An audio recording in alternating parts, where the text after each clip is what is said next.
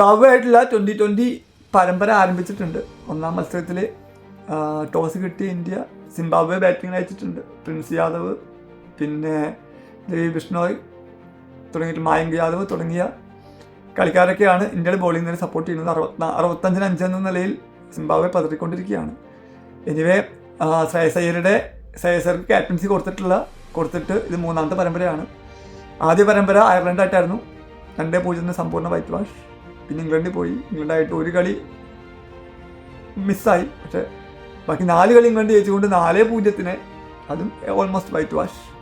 ഇത് മൂന്നാമത്തെ പരമ്പരയാണ്. സിംബാബ്വെ ആയിട്ട് ഇതും വൈറ്റ് വാഷ് തോക്കാതിരിക്കട്ടെ. ചിലപ്പോൾ ഇതെങ്ങാനും ഈ പരമ്പര തോക്കുക അല്ലെങ്കിൽ വൈറ്റ് വാഷ് ചെയ്യപ്പെട്ട് കഴിഞ്ഞ് കഴിഞ്ഞാൽ ചിലപ്പോൾ മിക്കവാറും ശ്രേയസ് അയ്യരുടെ അവസാനത്തെ ക്യാപ്റ്റൻസി ആയിരിക്കാനുള്ള സാധ്യതയുണ്ട്. ബാറ്റിംഗ് വൈസ് നോക്കുകയാണെങ്കിൽ ശ്രേയസ് അയ്യർ എക്സെപ്ഷണലാണ്, പക്ഷേ ക്യാപ്റ്റൻസി ജസ്റ്റ് ടച്ച് വരുന്നേ ഉള്ളൂ എനിക്ക് തോന്നുന്നു.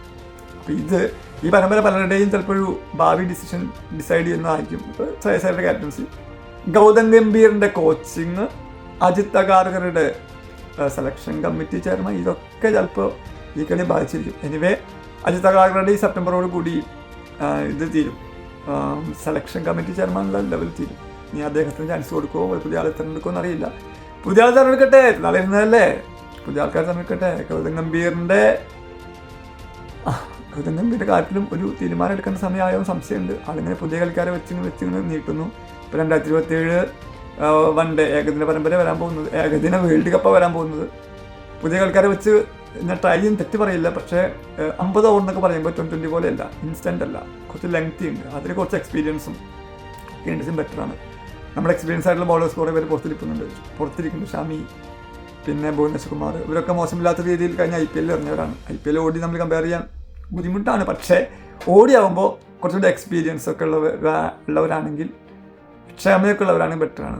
ഭുവനേശ്വർ കുമാറും ക്ഷമയൊക്കെ അത് തെളിയിച്ചിട്ടുള്ളതാണ്. അപ്പോൾ അവർക്ക് കൂടി അവസരം കിട്ടട്ടെ. അപ്പോൾ ബുംറ ഓൾറെഡി ഉണ്ട്, അപ്പോൾ ബുംറ, ഷാമി, ഭുവനേശ്വർ കുമാർ എന്നൊക്കെ പറയുമ്പോൾ സ്ട്രോങ് ബൗളിംഗ് ലൈനപ്പ് നമുക്ക് കിട്ടും. അതിൻ്റെ കൂടെ അർഷദീപ് സിംഗ് ആയിക്കോട്ടെ, സൗത്ത് ആഫ്രിക്കയിലാണല്ലോ വേൾഡ് കപ്പ് നടക്കുന്നത്, കാരണം കൊണ്ട് പേസിനെ പിന്തുണയ്ക്കുന്ന പിച്ചാണെങ്കിൽ നമ്മുടെ അർഷദീപിനെ കൂടെ കളിപ്പിക്കുന്നത് ഞാൻ തെറ്റി പറയില്ല. പിന്നെ അക്ഷർ പട്ടേലും പിന്നെ കുൽദീപ് യാദവ് ഒക്കെ ഉണ്ടല്ലോ സ്പിന്നറൊക്കെ ആയിട്ട്.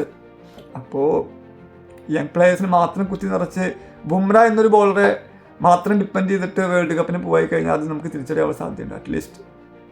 അറ്റ്ലീസ്റ്റ് ഷമി അല്ലെങ്കിൽ ഭുവനേശ്വർ കുമാർ വരട്ടെ, അല്ലെങ്കിൽ രണ്ടുപേരെടുത്താലും കുഴപ്പമില്ല. എന്തായാലും അങ്ങനെയാണെങ്കിൽ അവർക്ക് ചിലപ്പോൾ വിരമിക്കാനുള്ള നല്ലൊരു അവസരം കൂടിയായിരിക്കും ആ വേൾഡ് കപ്പ്. അങ്ങനെ വേൾഡ് കപ്പ് എടുക്കുകയാണെങ്കിൽ നല്ലൊരു ഓപ്പർച്യൂണിറ്റി അവർക്ക് കിട്ടുകയും ചെയ്യും. എനിവേ 2020 പരമ്പര സിംബാബ്വെ ആരംഭിച്ച് കഴിഞ്ഞു. നല്ല റിസൾട്ട് ഉണ്ടാവട്ടെ. ഇല്ലെങ്കിൽ അത് മറ്റു പലരുടെയും ഭാവി തീരുമാനിക്കുന്ന ഒരു മത്സരമായി മാറും. സഞ്ജു സാംസനെ ഓൾറെഡി ടീമിൽ എടുത്തിട്ടില്ല. അതിൻ്റെ പരക്കെ പ്രതിഷേധങ്ങളൊക്കെ നടക്കുന്നുണ്ടെങ്കിലും അതൊന്നും ഇന്ത്യൻ ടീമിൻ്റെ പ്രകടനത്തെ ബാധിക്കാതിരിക്കട്ടെ. സഞ്ജു ഒരു വേൾഡ് കപ്പ് ചാമ്പ്യനാണ്. സഞ്ജു കഴിഞ്ഞ ലോകകപ്പിൽ 2020 ലോകകപ്പിൽ ഇന്ത്യക്ക് സംഭാവന ചെയ്തത് ഒരു മനുഷ്യൻ മറക്കില്ല, സെലക്ഷൻ കമ്മിറ്റി പറഞ്ഞാൽ പോലും. പക്ഷേ നമ്മൾ ഭാവി ഇന്ത്യയുടെ നോക്കേണ്ടതുണ്ട്. സഞ്ജുവിനെ പാടെ ഒഴിവാക്കിയിട്ടുള്ളൊരു ഭാവി ഇന്ത്യക്ക് തൽക്കാലം നോക്കാൻ പാടില്ല എന്നാണ് ഞാൻ പറയുള്ളൂ. എന്നിരുന്നാൽ പോലും ഭാവി നോക്കണം. സൂര്യവംശി പോലുള്ള കളിക്കാരെ നമ്മൾ മാക്സിമം ബാക്കപ്പ് ചെയ്യാൻ സപ്പോർട്ട് ചെയ്യണം. മാറ്റങ്ങൾ കൊണ്ടുവരുന്നത് നല്ലതാണ്, പക്ഷേ മാറ്റങ്ങൾ കൊണ്ടുവരുമ്പോൾ അത് ടീം ഇന്ത്യയുടെ മൊത്തത്തിലുള്ള സ്ട്രക്ചറിനെ ബാധിക്കാതെ, അത് കളിയെ ബാധിക്കാതെ, അങ്ങനെ കളിയെ ബാധിക്കുമ്പോൾ പരമ്പരയെ ബാധിക്കും, അത് വരുന്ന ICC ടൂർണമെൻറ്റുകളൊക്കെ ബാധിക്കും.